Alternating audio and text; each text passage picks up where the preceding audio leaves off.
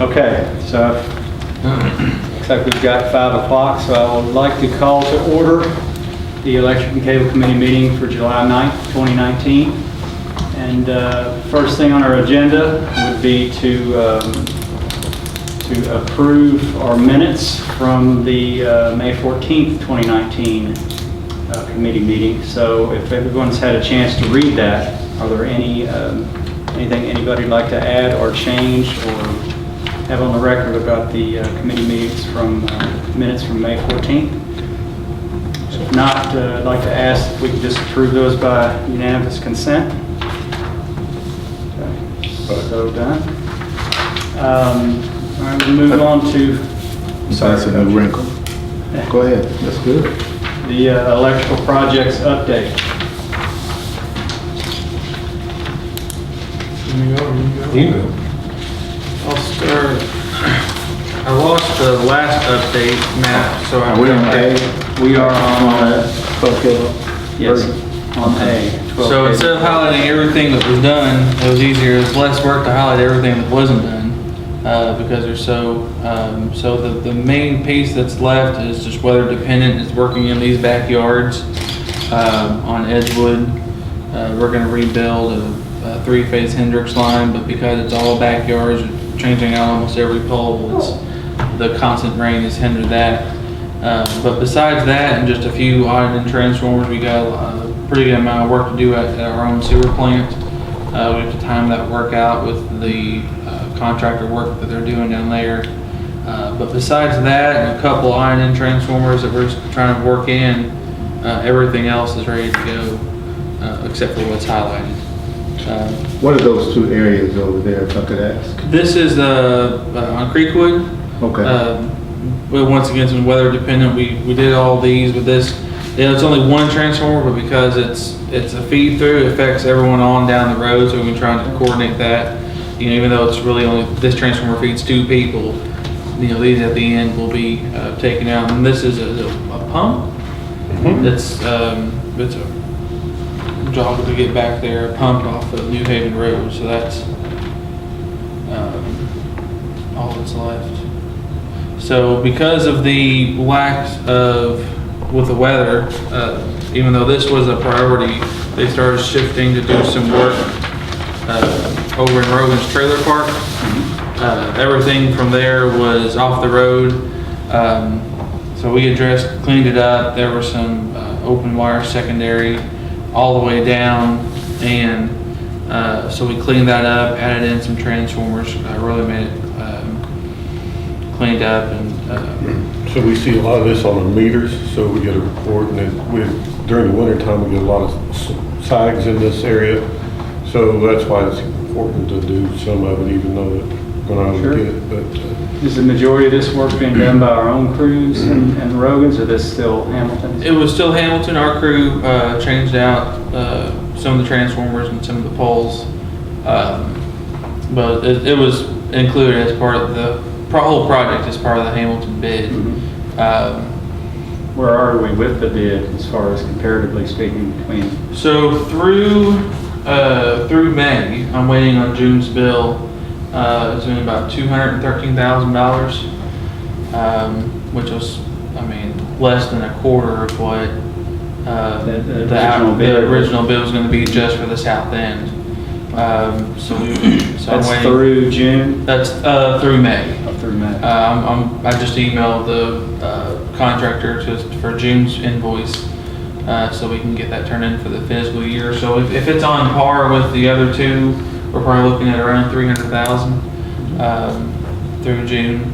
Which would be almost a third of what the original bid tab was. So by the time that, if you're including, you know, the $10,000 that we've spent here, you know, plus the work that's left, it'll be hopefully about less than half for the south end of what the unit base bid was going to be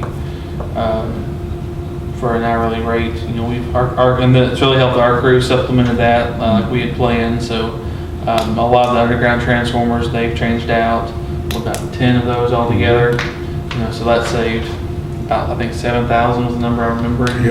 Each.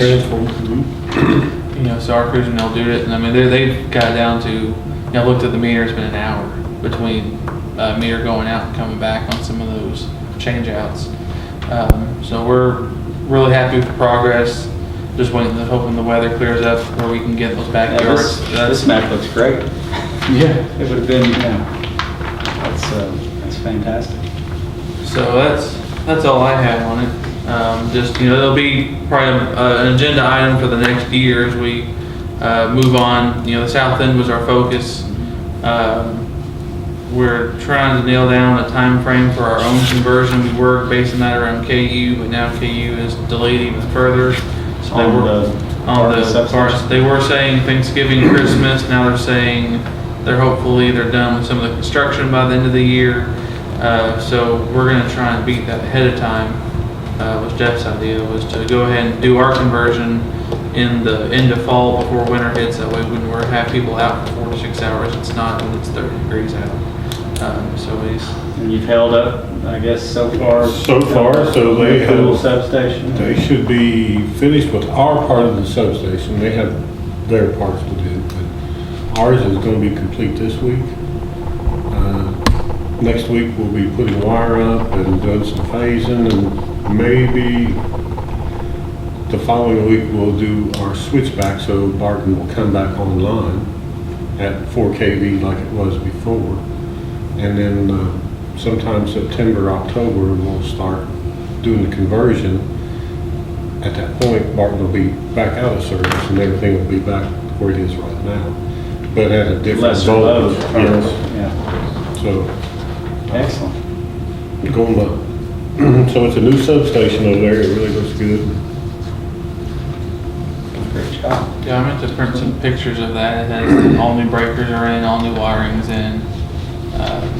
So I think they're planning on doing a year in review from all departments. And that's one of the things I'm going to highlight is that substation work. Some new pictures and all new wiring. Great job.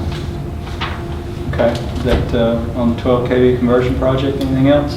That's all I have on it. Yep. Okay. City Hall generator project. Just to keep you all up to date, I included the packet, some pictures that, the first step is because it's a used pad that the sale offices had for a while, they wanted to get it off their lot sooner than, the other stuff that we've ordered has a longer lead time, but it's just sitting on their lot. They asked me to go ahead and get that off. So we went ahead and just poured it's a 14-inch pad that we had to pour for the generator, A what pad? 14 inches deep. Oh, I thought you said that's wider than 14 inches. Oh, okay. Yeah, 14 inches deep. It was 6 foot by 16 foot by 14 inches deep. Okay. Was the spec that they required because of the weight of the generator, plus and it sits on its own fuel tank, plus the weight of the fuel is going to be about 17,000 pounds total weight. So it's rebarred, supported pad, and then so now that that's set, we're going to the next stage on get the rest of the pad pour. So I included the pad detail on the very bottom, the larger print. So the more hatched line is the 14-inch pad. That's going to be surrounded by a 6-inch pad, and then it's going to have a platform because the generator sits on top of the fuel tank. The actual controls are 7 foot high off the ground because the tank's 4 foot and the generator's 3 foot. So they sell those. It's an aluminum platform. So that you can get up, either get to the controls or then get to the generator for any maintenance. That's the first time I've seen one with a landing like that all the way around it. They said that they're starting to sell more like that, as opposed to having to have a ladder. Now, since that's going to be kind of out in the open and out the playground, is that something that we're going to be able to secure? That's Nahome made that point, so we're going to fence it off, put a gated fence on it. All the way around? All the way around. I actually drove by a location in Mount Washington yesterday that I could see the generator sticking out of the fence, and they had a security fence. So will it be like a slatted fence for aesthetics? I mean, or you want to be able to see in? I want to be able to not really see in much. If you don't mind me, this is the picture I took. They're gonna do some screening like they do on a tennis court? Similar. That's kind of my sample. I like it to look about like that. Yeah. Right, that was. That's exactly what you're talking about, I think. So that was my reference, and that looked like had a generator, had the Transco, no homemade at that point as far as having it fenced off, so that was something that hadn't. So we're gonna fence it off, put probably a small gate on it, lock it, to keep it secure. But at least, so that'll be the next step. So here probably, Sorry. also just next week, we're gonna be starting on the 6-inch pad. Would it be prudent to go around everything? Is that what you're gonna do? Yes. Okay, I thought you meant you may just go around the generator, but you're gonna It'll be the whole transfer the thing, ATS. right? Because it'll probably extend. I don't know how we'll handle that. Those are the steps. Mhm. But at least go because they'll have access to the transfer switch, access to the transformer, which the transformer will have a lock on it. The transfer switch will have a lock on it, and so will the generator control panel. Eric, I have a question.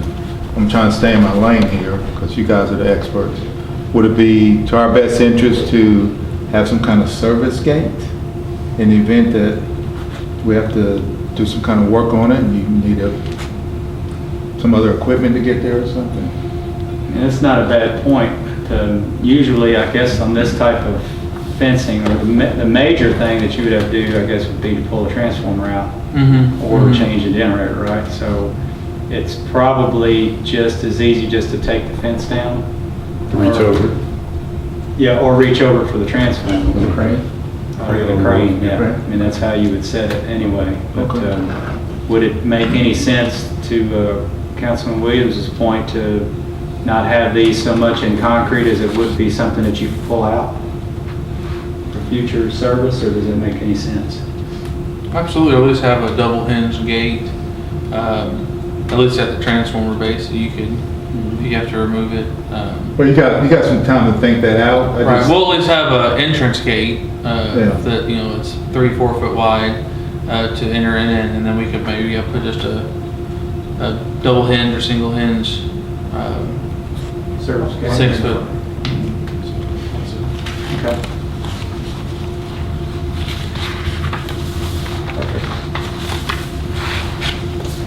So that's all I have on that, just so you'll see more work going on here over the next few weeks. Now I'm just waiting on some lead times. Any more questions about I'm good. Equipment. Okay. Moving on to the tree trimming bid then. This is recommended tonight at the council meeting. Just wanted to let you all know that was coming, and kind of where our focus was on. We only had one bidder, that's I remember, is that? Yes, and that's, so it's the same company that we have now, Asplin Tree Service. I contacted A&G Tree Service that does the trimming for Salt River Electric. They emailed me back saying that they were too busy. Contacted Nelson Tree Expert Tree Services. They're kind of a national company. They said the same thing. And then went to a couple other bidders, but I don't know if they're qualified for line trimming, which is probably why they didn't. I don't know that for a fact, but that's just based on some of their website. Didn't look like they were. So there wasn't a way that It you was- could get any time comparative pricing, even though they were too busy to kind of check Asplund? Or? It's a good price. Pretty compared to the previous years. Yeah, it's the bid is their bid price was at $98.83 per crew, and that includes a foreman, a trimmer, either a groundman or another trimmer, the enclosed bucket truck, and then a chipper. All the council saws. So it'd be about, so using $100 an hour, rounding up, our budget is $150,000 for this year. So that's what, 1,500 hours. So our focus is going to be on our conversion areas, is what Jeff said he'd like to do, just because as we go the higher voltage, it can start frying Get more the, of a so. safe area around the... So the south, we're on the south end, Little Edgewood, Hirschland area is probably gonna need it the most, has a lot of trees. Not much trimming out in Reardon area, but then some over in Bourbon Downs, Rogan's Trailer Park. And then assuming that we're able to get all of that done, that's the kind of the first priority. That way we, as we, for the conversion project. And then the next focus after that is going to be in the Maple Hill area. We've had several complaint calls from back in there. I know that it's been several years since we addressed that. So that will be the next focus after the conversion areas. Once those are complete, my goal is to use the drone that we're purchasing as we fly out the system for the connectivity. I'll have a video camera of the whole line, and I'll be able to determine, where it needs it the most. So we'll compare that with, we have 2 years now worth of work order tickets for tree trimming requests, kind of compare it with that data, and then plus what we can visually see to kind of determine what our zones of progression should be going forward for the next couple of years. So everything that's hatched is the underground that we don't have to worry about. So that's. I guess that was my next question, and this might be a little bit off topic, not really, I guess we're talking about tree trimming. Are there any future plans to do any more underground conversion in particular areas instead of either building out overhead or replacing existing overhead? So, yes. Right now, the 5-star downtown, it's just got like 3 poles, and that whole block would be underground, so that's a kind of a focus for the new 5-star, and to get those remaining customers that are overhead underground. So that's, being downtown, it's harder, more costly, but it just needs to be done to finish out that corridor in there. With that streetscape we did, I didn't mean to cut you off. No, that's all right. Did we run some conduit down through there? On the streetscape, we did for the lighting.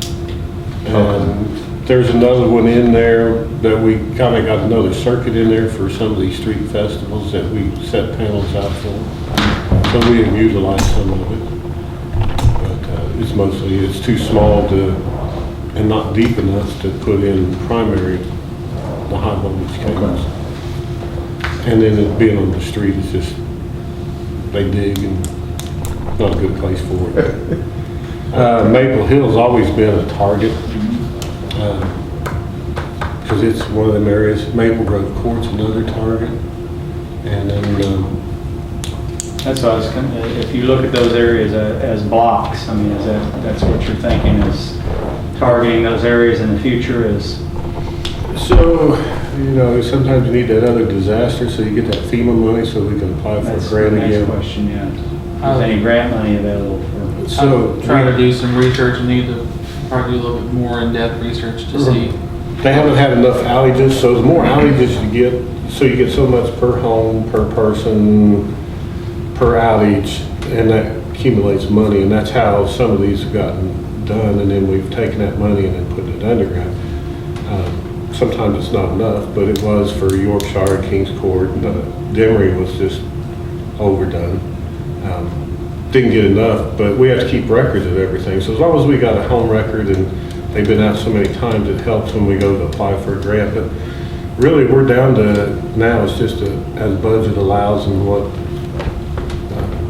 Back to our budget instead of, Yes.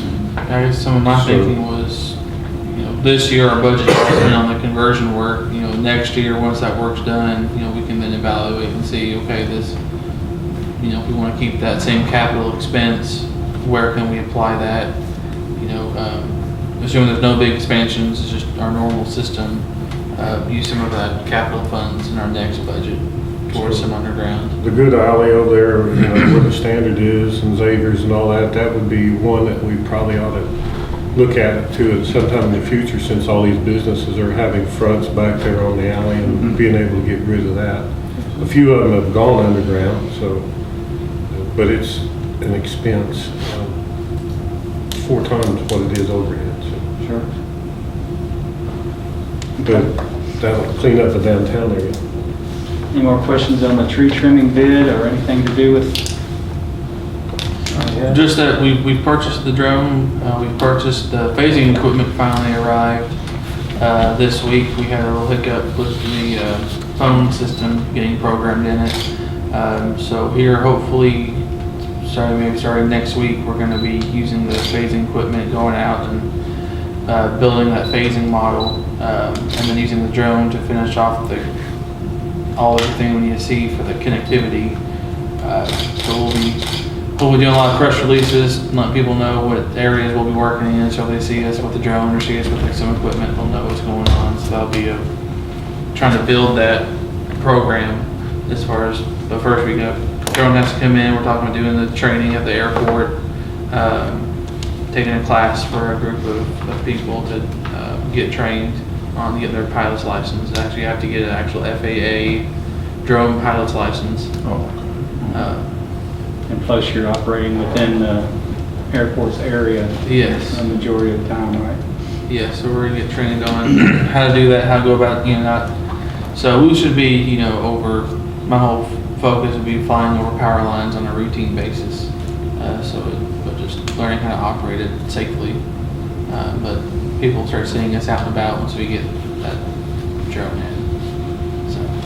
You like fly a city of Bridgetown flag under it. Yeah, we have this new logo, slap it on it. There you go. That way people know it.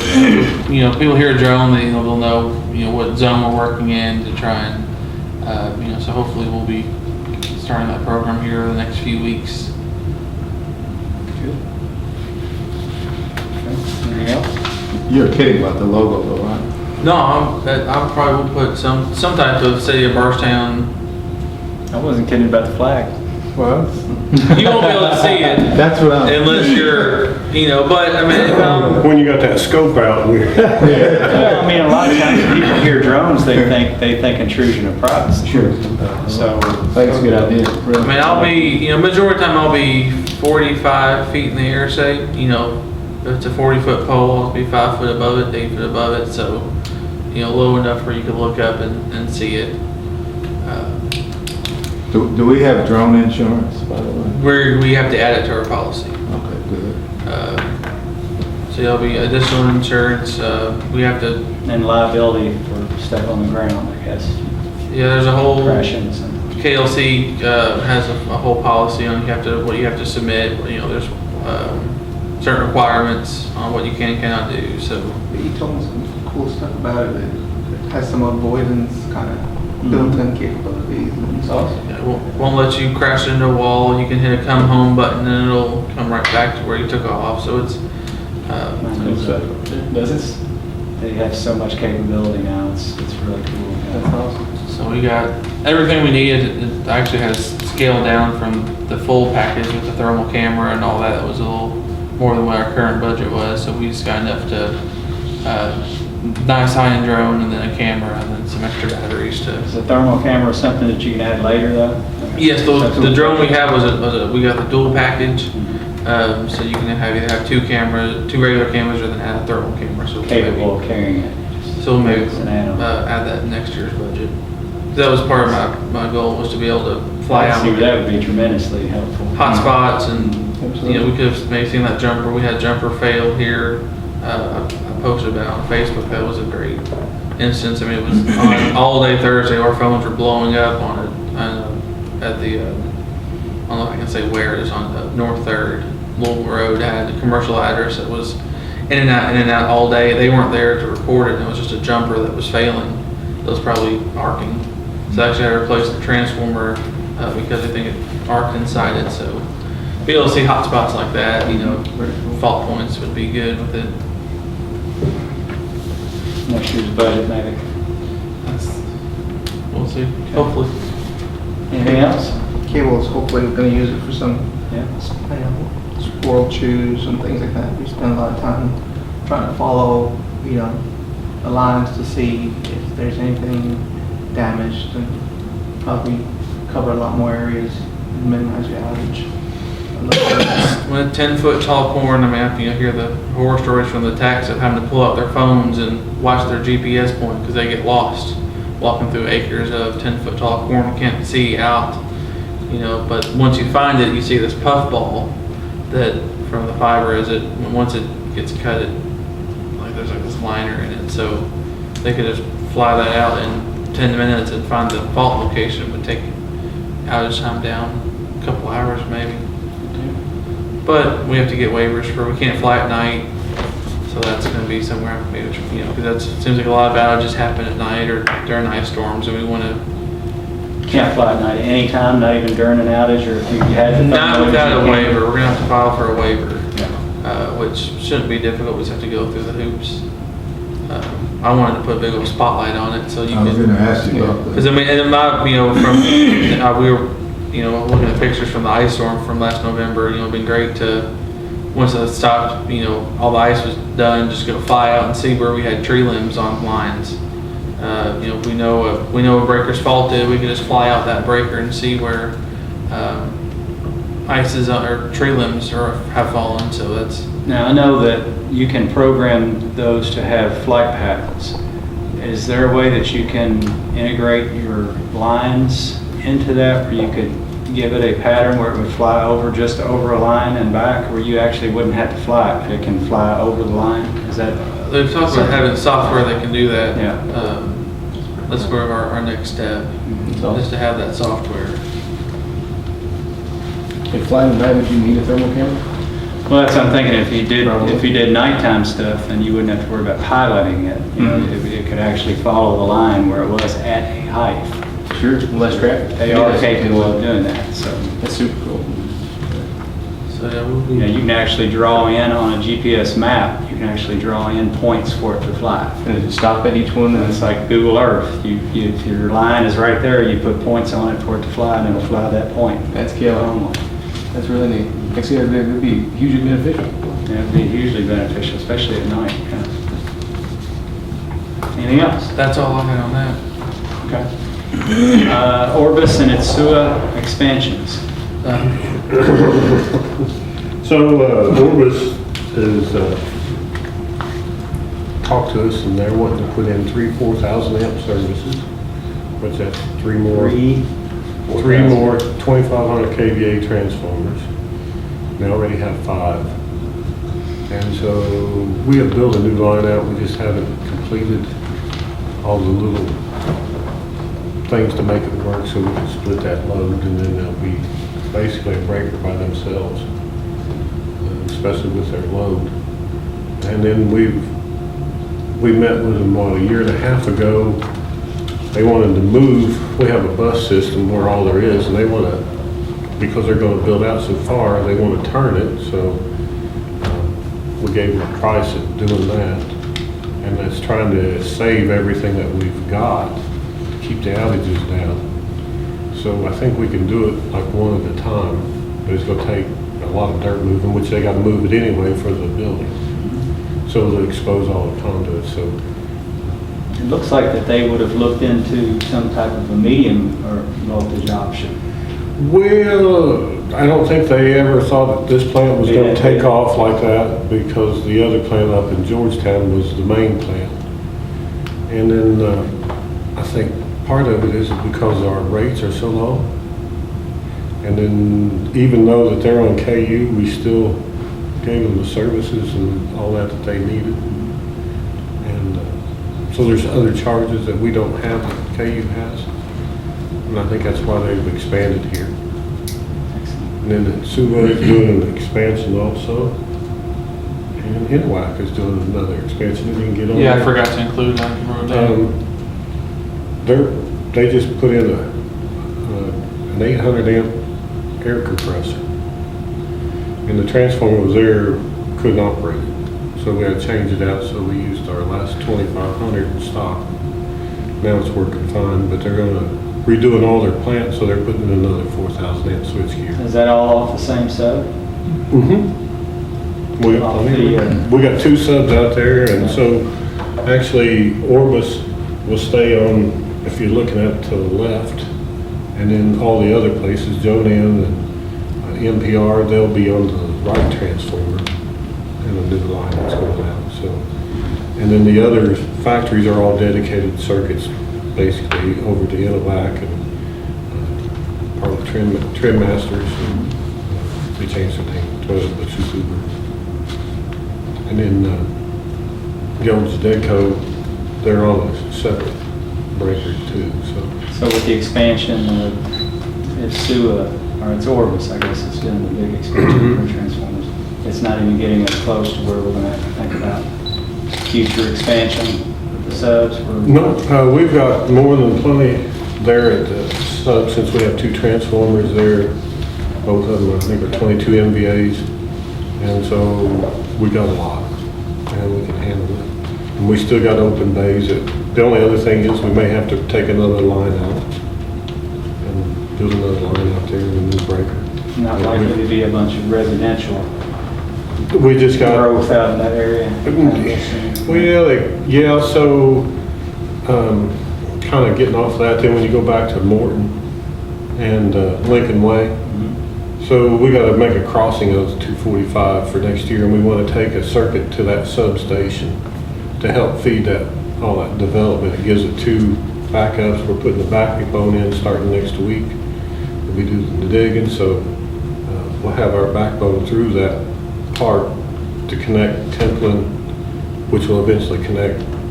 You'll have automatic switching between the two. They're not automatic, but they're, That you can backfeed. Yes. from one of the- Between the stations. Between the 2 stations. yes. So it's still manual, but it's right there along the road, and it's just, Gotcha. so it's easy enough. Automatic's on my wish list. Automatic? It won't be for a few years, but I've seen some demos on those capabilities, and that once it detects, it can reroute and open and close switches automatically where you. I know that's a good selling point is if we have additional, industry that wants to come here. I know that is a huge selling point. We're out of ground out there anyway, so, right? So those industrial parks are full for the most part. Scobie Farm does work. There's some land there. It is, you're right. When you say backfeed, excuse my ignorance, is that using one substation to feed another one? Well, if one fails, if there's a failure, then there's a backfeed capability from another one to backfeed on the same lines to continue service. Okay, so there's So no it real gives you- outage at that point? Yeah, it's Right, very it gives minimal. you options for So- backup. Okay, Not until we done some work here at Barton, we could never back up Barton. Barton's just set on an island. If anything happened to it, it was just gonna be out there. There's nothing we can do. So we put in these 3-to-1 banks and converted part of it, and so that's why we're able to take care of Barton now, which we've never been able to. And then this gives us another line to go through that we can take all the breakers at Pool and move them out to the industrial sub to help pick that up should something happen to industrial, and vice versa. because there's minimal downtime. Okay, sorry, excuse my ignorance, I'm trying to. That's trying to what pick up on it. a lot of these industries are looking for when they locate to a place, is Redundancy. is redundancy. So, okay. Anything else on the Orbison and Itsua expansions? All right, moving on to the home and the cable internet construction projects update. Okay, yeah, so we just finished High Grove. I don't have exactly, we've been been steady, phone and ringing. They see the guys working out there and asking, so I don't exactly have a number of subs, requesting for subs. We just got that done. So we think we're gonna get most of the ones that we've been building out in High Grove, southern part of Spencer County, and some of it on Nelson. Hart and Leslie and Tool Creek so far has been a very good build for us. We were out there, doing the construction, and people were asking, when's it gonna be ready, when's it gonna be ready? And so far, out of the 18 passings, 12 have already signed up. So that's we can tell it's still something that everybody needs. Everybody's been wanting some sort of cable TV and internet service out in the county. We did. Can I pass the question? When people Sure. sign up, do they leave some kind of deposit? Or is just, When they sign up, we actually run a promotion of free install. I believe it's been going on for a while. Typically, we door tag and let them know when it's ready. And then they come in and sign up for service. If there's a build, sometimes some homes are farther than the original construction, and they have to wait a little longer. But most other within the vicinities of the build, we can serve directly. So we can turn them up, some of them are not 3 days, but within a few days, we're able to turn them. Okay, we changed our philosophy on the per passing, We're still following the same passing. per passing. Harn Leslie just made it under that. They had some new construction. Okay. That's how that qualified, and it was probably one of the best builds this year. I think High Grove is going to be even better than that because that's more densely. It's less than a little more than a mile build, but we serve over 35 homes, and it seems like we're going to pick up most of that. So that's going to It's a passing per mile minimum, right, that you're looking for? Is that how you generally? Yeah, we started off, and the rule of thumb was initially, 30 homes per mile, and then went down to 20, and right now it's about 18, and it's more of a credit based on how far they are from our, where our plant is. But so far, overall, it's been, everywhere we've built, it seemed to be a good, highly demanded service, and people still need it. Home run is already done, so that's about 35 homes passed. We've got about 13 so far, and that seems to be, also covers Wilkerson Road. There's some parts of Wilkerson Road we haven't completed in this project, but hopefully maybe in this current budget year, we can cover some of that. But that's it's been a good year. We've got a lot done this year. We're hoping to get the same this year and reach out towards some of the North Nelson areas that's kind of they've been waiting their turns for a long time. North Nelson, such as Bloomfield, yeah, west, 1066. east of Bloomfield, 1066. I still, Yeah, we're all thinking. no, I will not say names. I have gotten a call every day this week. I like to speak to Eric Richter. Already. Eric Richter is not working the cable department. Eric's in the electric department. Well, that's not good enough. Sorry. So luckily I get to go, this is the man.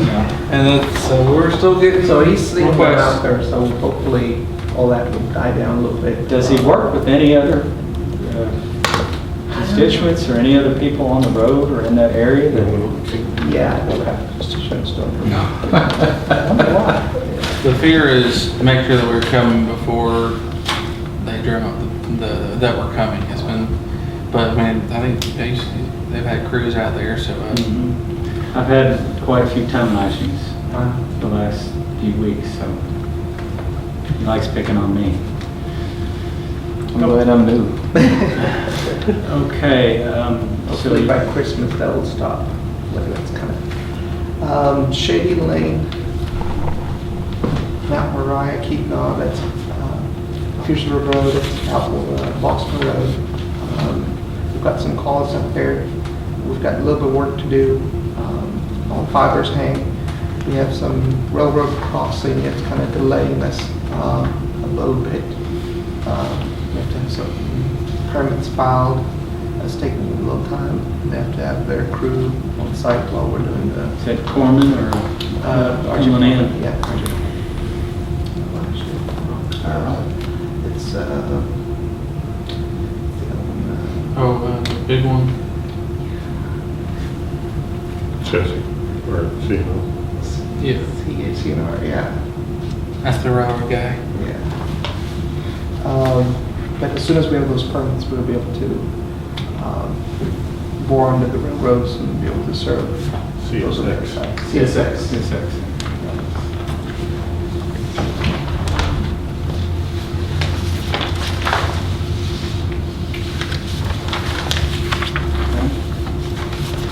So you're on projects to begin construction now. You just spoke about 1066 and 458. Yes. So that's underway. the Oak Tree subdivision, that's the one across on Fleetria. Those houses are coming up pretty fast. We're kind of in the early stage. We already have conduit under the roads, and just don't have fiber pulled through there. That's kind of the next thing we got to get done. Pull the fibers through, bring it up to our enclosure, hang a new what we call a remote OLT, splice that in, and be able to serve those customers on fiber. So that's kind of, it's taken us a little, some of the folks that do some of that work for us, we're also using them on these other different projects, and so it's kind of getting a little bit delayed on that. But I think by the time the first home is actually complete and ready to move in, we believe we'll be ready. Isn't that a small part of that, our build on electric also? No, I thought there was a small piece of that. It's all Salt River out there, so, but we'll probably have to put streetlights in. I think, yeah, it's on the edge. They talked about, there was talk of possibly annexing it. Currently it's in the county, but it's right next to, Maybe that's what I'm thinking, because when they straightened out the annex lines, I think there was some what's really... another, the Irish neighborhood. Tullamore. It's right next, it's about half a mile from that, which isn't city limits, and then backs up to it's another road that's, so there's city limits on either side of it. So I don't know, I think, as far as I know, it's currently not in city limits, but there was talk of it adding it to city limits. So you say we'll end up putting the streetlights out there? Yeah, so anything that's annexed in to the city, we have to provide street lighting. You're saying when if it becomes an annex? Okay. Okay, I'm sorry, no. That's all right. Interrupt you.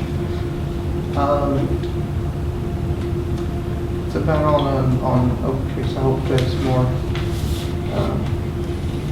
progress on that next time, next meeting. That's about it on that one. Okay. Inside plant and maintenance and upgrade? So we've got a big bid where we ordered that storage. We have it installed. Started working on it last week.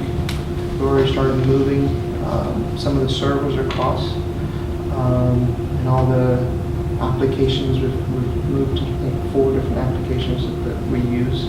Property tax, part of our Kim TV platform, and some of the Esri platform. We've moved to that new server.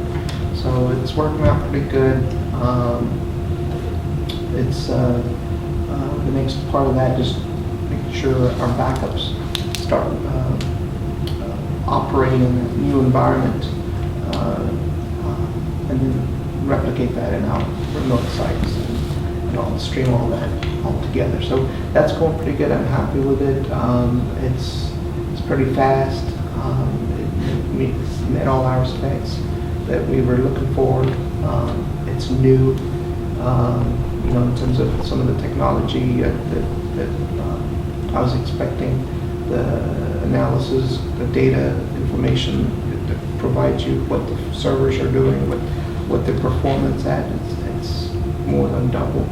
So, and it hopefully carry us for another 5-6 years.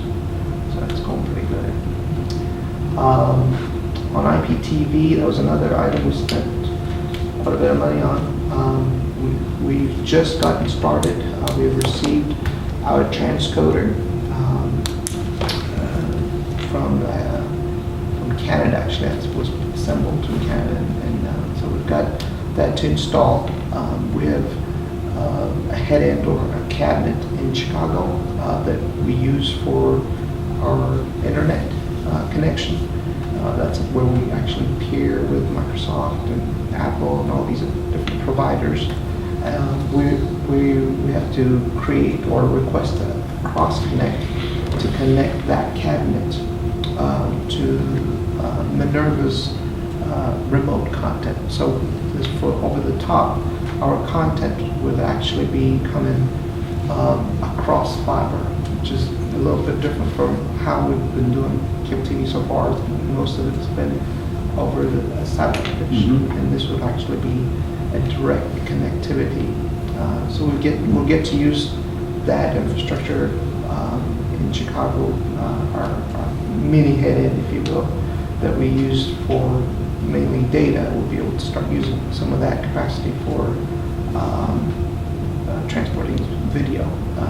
Some of the cost savings of being able to do that in Chicago rather than in our heading is some of the transcoding and the cloud DVR and all these other functionalities we talked about. They have the ability to aggregate those services with other smaller cable companies like ourselves and be able to provide a better point of service for cost. So we're basically kind of similar to our HITS model, heading in the sky. We've been using that for a long time, where a lot of the videos actually in Denver, Colorado, and we have fewer receivers to receive that over the satellite. This would be the same thing, be in a data center in Chicago, and the transport would be over fiber. So it's so far we're in the beginning stages. We've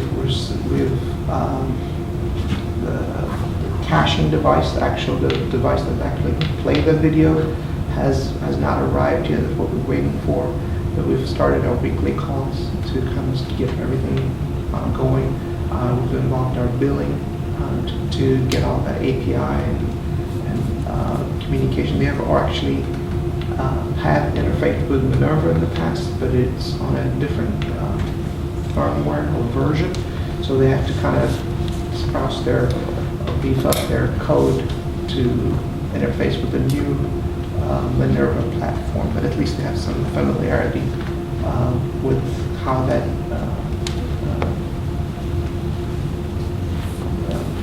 how it operates and how do we provision somebody, how do we provision their DVR storage and things like that. So when this particular equipment is installed, what percentage will we be satellite via fiber? So we will be percentage-wise out of the 188 channels. Most of the national channels would be from Chicago directly. The local channels, for example, WHAS and so forth, things that are the PLG-13, those would have to transcode here. And we transcode it in multiple bit rates.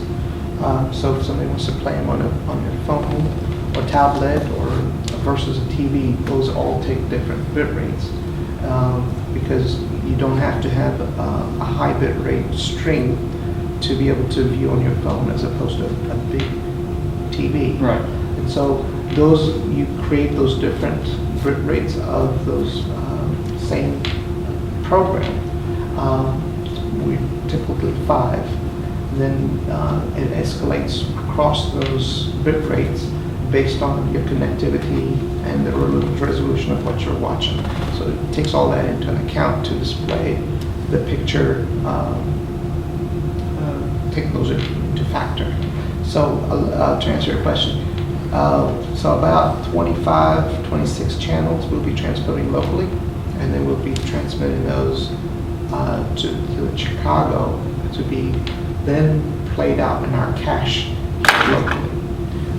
But the national video, national programs that everybody carries, they will be one directional, and then they'll be doing the recording of those shows and things like that. So as somebody wants to restart a program or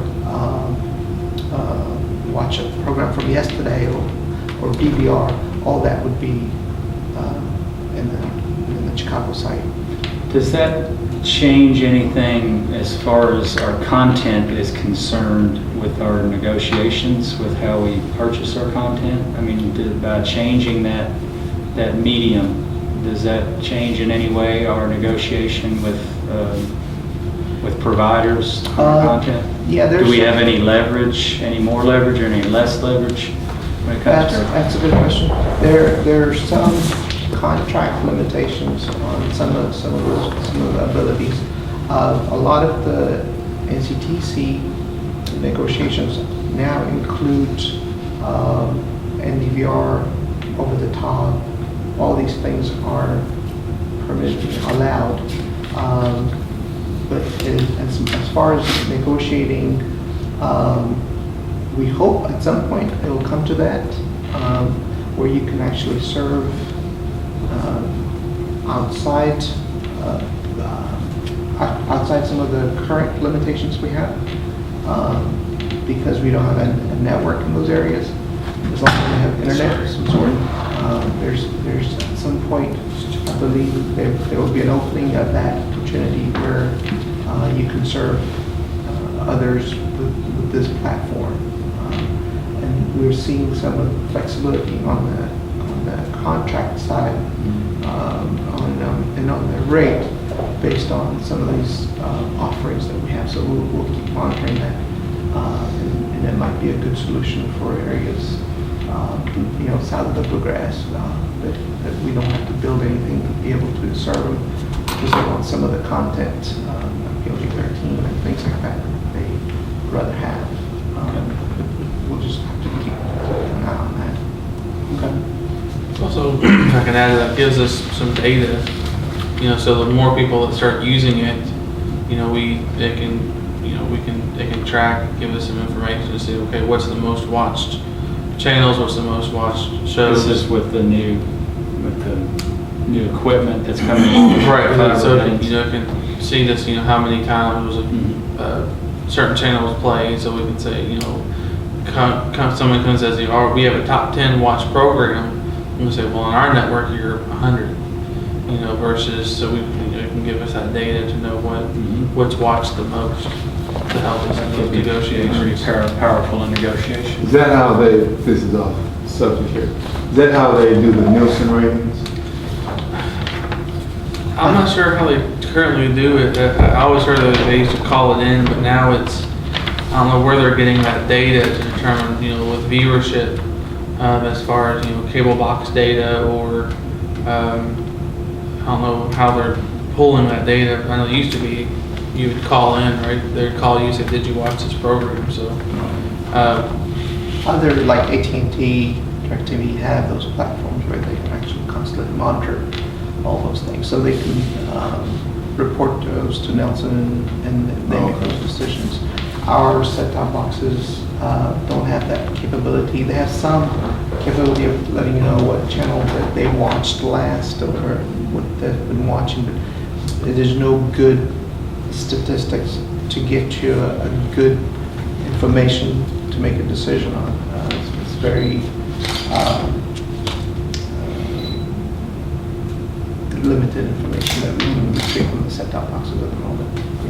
This will give you analysis of what they're watching. This actually has a recommendation engine based on what they've been watching, which I think that's going to be pretty good, because that's what a lot of people want to watch. If they like that movie, they want to see what else is out there that's similar to this. So I think that's going to be nice. But that's the update I've got on that. All right, the node split update. So we're continuing to do that. We got to most of the largest nodes last year, or the last fiscal year. So we're continuing to do that. We've got about 12 nodes that we want to split this year. So we've started all the head-end work to initiate all those changes. What our goal is to have 32 channels at each node, and node being less than 150 subs. The nodes are designed to support 500 initially. 500 is too much for 32 channels. These are frequencies within the spectrum. So if we're splitting a node, so 500 is 250, and then we can serve with more channels, a new set of channels within those groups of customers. So our goal is to keep that going until we're able to improve the infrastructure with fiber optics and be able to use it as a, if you will, a stopgap in the bandwidth demand. Until you can get there to do fiber upgrades or. Right. So that leads me to the next thing, which is the internet speed upgrade. So we have, we've talked about this a little bit before. We've done this before as well, of increasing speeds. So there's a couple of things we wanted to do on the internet side that we think kind of go together. One is shift some of the cost in operating in the county. We have a differential in rates between the city and county cable TV, about $4.75. And it's been there for a while. And we're looking to see if we can shift some of that cost in the internet. As you know, it was the county's not as dense, and so it takes a lot more for us to serve those areas. And so that was kind of the original logic for the differential in cable TV. And so, but now the majority of customers are on the internet side, and so we're thinking of moving some of that, or shifting some of that cost to the internet-only customers, meaning if they have both service, they're not affected at all. But if they're internet-only customers, to shift some of that cost that used to be in TV into the internet rate. What would that rate change? We're looking at about $3.75 on the internet-only subs in the county, and leaving $1 on the cable TV side. What is that going to do as far as the people we compete against? Is that going to It still keep us lower? It keeps us competitive, yes. Look, so that we were looking at the same time to double speeds, meaning Res 1 was 10 meg, and so we would upgrade that to 20, and same thing with residential 2, which is 25 meg at the moment, would be 50. Res 3 is 50 meg right now, would be 100. And our top speed would be 250. So those speed provisionings with those rate changes would still make us competitive, more competitive. At the same time, it will also generate some revenue for some of the improvements we want to do in the infrastructure, as well as keep the cost fair, you know. So We for did three- some of that. I'm sorry. No. Okay, for the 375, they're going to get increased speed. That's what we're basically saying here.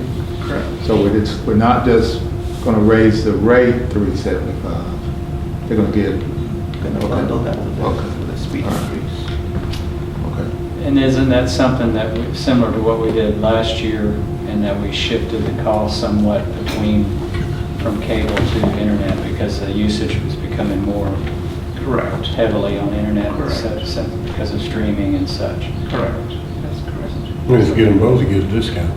And if you get them both, you get a discount. You get your speed increases the same price. Yes, Which you is get an it. incentive to take our cable as well as internet. That's correct.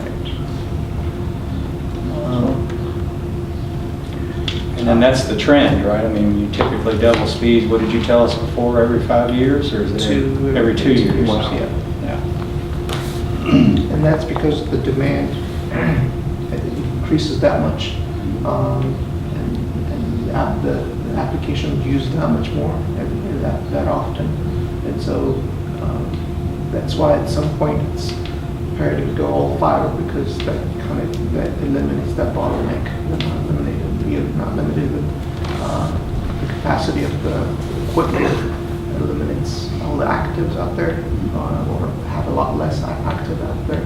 So you have ability to scale much better on the fiber optics platform.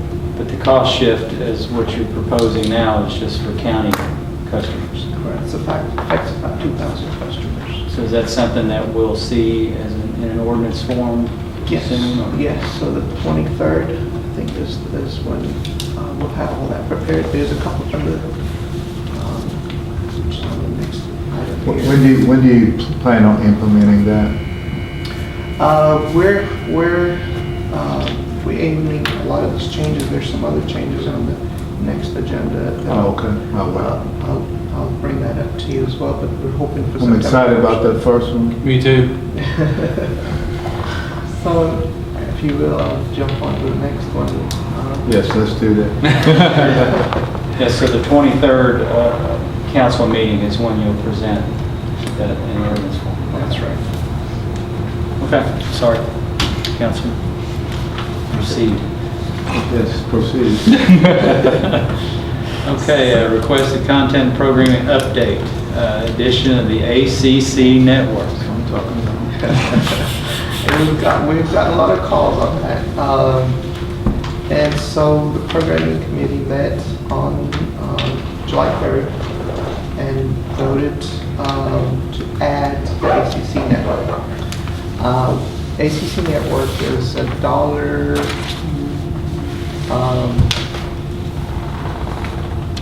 It's $1.77 for 2019 and $1.86 2020 and $1.95 in 2021. Does that compare to? SEC is SEC about the network? same, yes. Okay. That's a good question, yeah. The SEC was about that. So the good thing is there's a couple other programs that we need to renew. One of them being Viacom. That's the suite of BET, CMT, Comedy Central, MTV. And for the first time, right, Eric, their rates actually went down.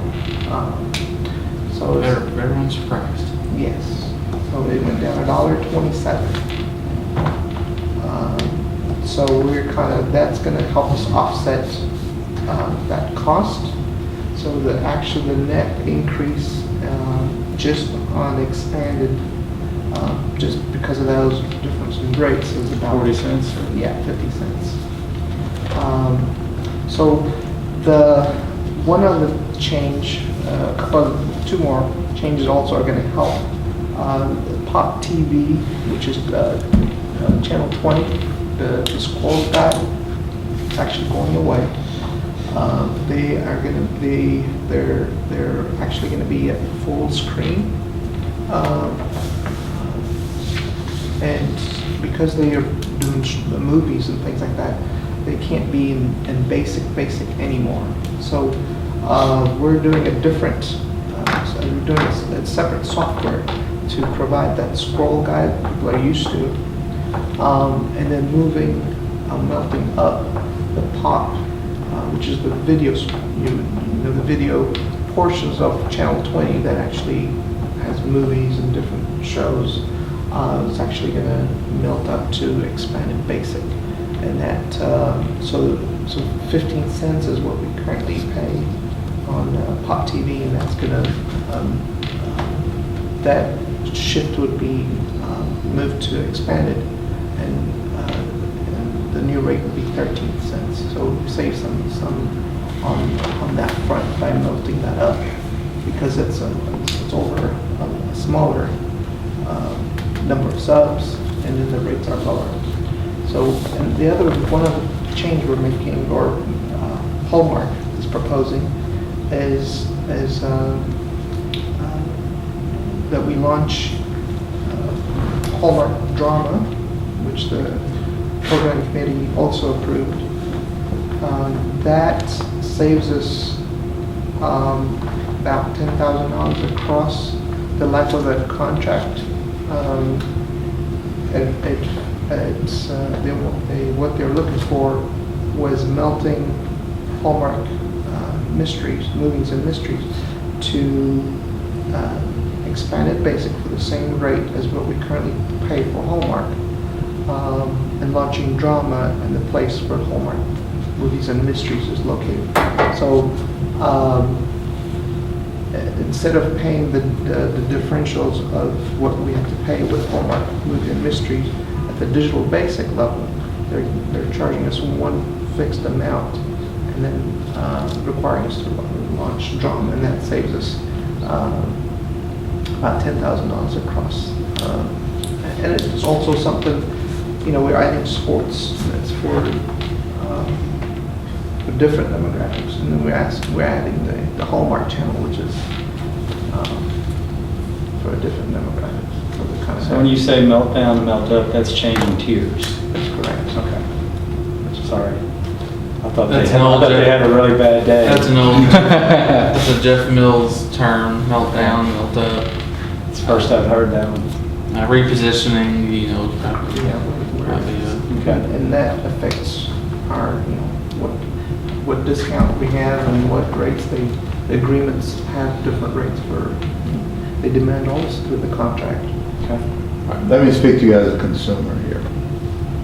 All right, so I have the DVR and all that, et cetera, et cetera, et cetera. So the changes we're proposing, what is that going to do to my, I don't have the basic, I have beyond the basic. What's that going to do to my bill? How much more a month? About 50 cents. Oh, well, yeah, okay. All right. Sorry, Can't get mad about that. 63 cents across the whole tier with all the changes, but 50 cents is your expanded basic goes up by 50 cents. So is it 50 plus the 63 or? No, just 63 is the overall cost change if you have both. All right. I'm thinking about getting mad about the 63 cents. Big beaver. You never know. You paid that for homework, wouldn't you? I mean, just because the ACC is in there, Dave, I mean, come on, man. If it's worth it to you, I think we should do it. I think it's worth it. Well, we got SEC, you don't really need ACC, do you? Yes, you do. You can, you got basketball and football season. That's right. we'll keep them plenty separate on the channel lineup. Yeah, they should. Total opposite. Or- I think we're actually have to, right, because we're out of channel space, so, when SEC Network launched, it replaced Fox Sports Ohio, in what, 22, 23? But now we're all up to 81, so ACC Network's gonna be in the 80s. As long as SEC. They'll be separated. Okay. What's wrong with that? Just depends if you're scrolling up or scrolling down. That's right, if you're going backwards, it's on the top, you're right. Okay, now I'm sorry about the That's all right. diversion there. Do you have anything more on the Hallmark edition or? I think I covered all of those Okay. questions. I'll clarify anything in there. Kind of went through it a little bit fast maybe. That's, I think overall, that was a good decision. I think the ACC Network, we've been getting a lot of requests. I definitely think on it's a good decision. And the same thing with Hallmark. Okay. Against my better judgment, I have two questions. IPTV, is that iPad TV? And you can watch it on your iPad, but it's Internet Protocol TV is what it stands for. Can I watch it on my phone? Correct. Okay. It makes us a competitor with Netflix, DirecTV Now. It's live, it'll be our program, our live TV on the device. It's pretty handy. So you could, I think we'll have like our own app, right? So we'll have a Barstown app that you'll launch that to watch your live TV on any device as opposed to, but then it can still work on a cable box. So the goal would be to have it all in its own environment where you have your cable box and you can watch our content or then go to a different streaming service that's, or if you're on your iPad, you want to watch Netflix, but then, okay, now at 7, I want to watch this live show. you have our app to stream. Makes us a streaming service as well. All right. Now, my next question is, I know we can combine and we have cable net. And I know that the internet is the flagship, right? Okay. Percentage-wise, as far as income, internet, cable, where do we stand with that? So, I mean, if you can't answer that question now, you can answer it later. sure. I mean, in terms of growth, internet is kind of definitely doing all the growth. So where your growth is usually where your margins are better. And our overhead costs the programming cost is always going up, and it eats away some of those margins. We have some their negotiation coming up, 2020, I think, or something. End of this year and some of the next. So some of that kind of affects margins.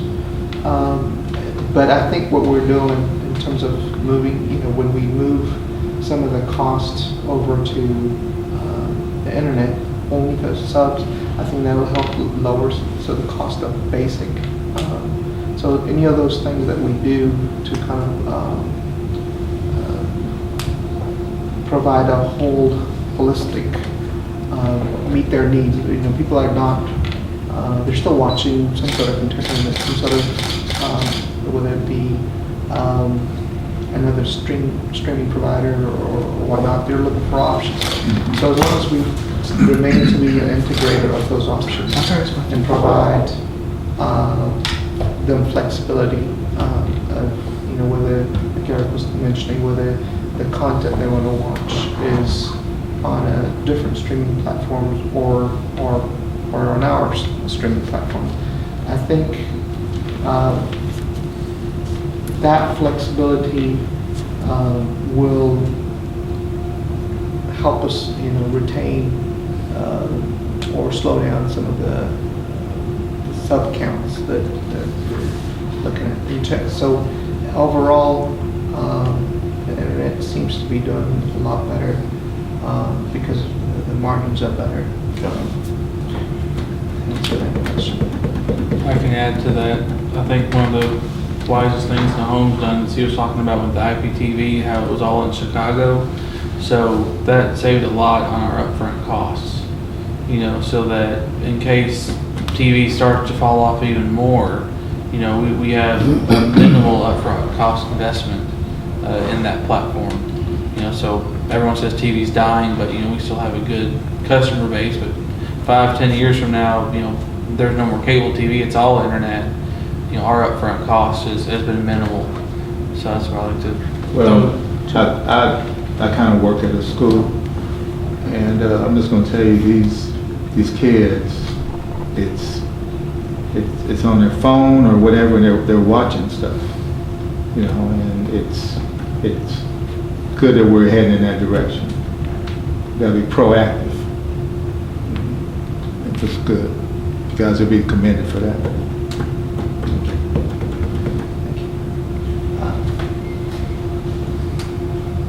Anyone have anything else to add? Any of those items? Good job, man. Yeah, fantastic. Our next meeting date, October 8th, 2019. I'm assuming that's going to be 5 o'clock. That's a Right. question. Okay. Be with So we may need to back it up since with the review of the new ordinance. with the new ordinance. We debated 4:30 Oh, okay. because We're the going council 6 says, Time, yeah. if I'm moving it to 6, that'd be a. We're now at an hour and 15 minutes. So we think an hour and a half, which really is around an hour and 15 minutes to take us from 4:30 to 5:45 would be a good window. Is what we had discussed internally, so that was a question that we were gonna propose to you all it backs us up 30 minutes, but condenses us to about an hour and 15 minutes until there's people walking in the door. So So All right, so, all right, run that past me again. we would start at 4:30 and try We're and. gonna start at 5:30, 4:30 because, Because the council 6 o'clock meeting is council shifting meeting. back an hour. Is the first reading. Okay. Assuming that goes through, oh, yeah, that's going to. I don't think there's assuming, much opposition to that. assuming that until it has its second reading, so we would propose we just moved the time to today at 5, but we would move it back to either 4 to give us that full 2 hours or 4:30. Personally, I would say 4:30. That's what we were discussing as well. That would give us about an hour and 15 minutes till people would start showing up at 5:45. It's a good idea. Yeah. That's what we I'd were change mine. discussing internally, so that'd be a 4:30 start time. So we will propose that in a new bylaws, which we have till October, so. Let me change my other one that was on October 1st. We'll change it now. Delete that so I don't have to call you. I believe I just beat that young guy at I'm just deleting the other, I already put my other one in. Oh. Not so good anymore. It'll be October 8th at 4:30. 4:30. And you'll present that. That would be, we'll get with Gary on getting that changed in the bylaws and get a first, I guess we need a first and second reading on that, but we have a couple months to do it, so. Might vote against that now. Our only other option would be to look for a day that wasn't in front of a council meeting, right? Yes, if we left it as it is now, it'd give us an hour, or about 45 minutes. Well, my opinion on that, I'd rather have it on a council meeting day I agree. because I do too. it just works out better. It's a longer day for us, but it saves us a day. I agree. Instead of come in another day, yeah, I agree. Okay. I think I was glad that we would, now that the mayor's somewhat doing away with the working session outside of special, any particular issues, I think we were ahead of that, so we went ahead and moved off the working sessions before he quote unquote did away with them. I think they're still going to be on the agenda, just he plans on, I believe my understanding is canceling them unless there's something major. So that helped us that we're not on the working session days. And now we'll just move back a little bit from 5 to 4:30. Sounds like a good plan. Okay, if there's nothing else to discuss, I'll entertain. Have a motion to adjourn, have a second. No, second. All in favor? Aye. Opposed? Seeing none, we are adjourned. Everything you keep up with, sticker for your own.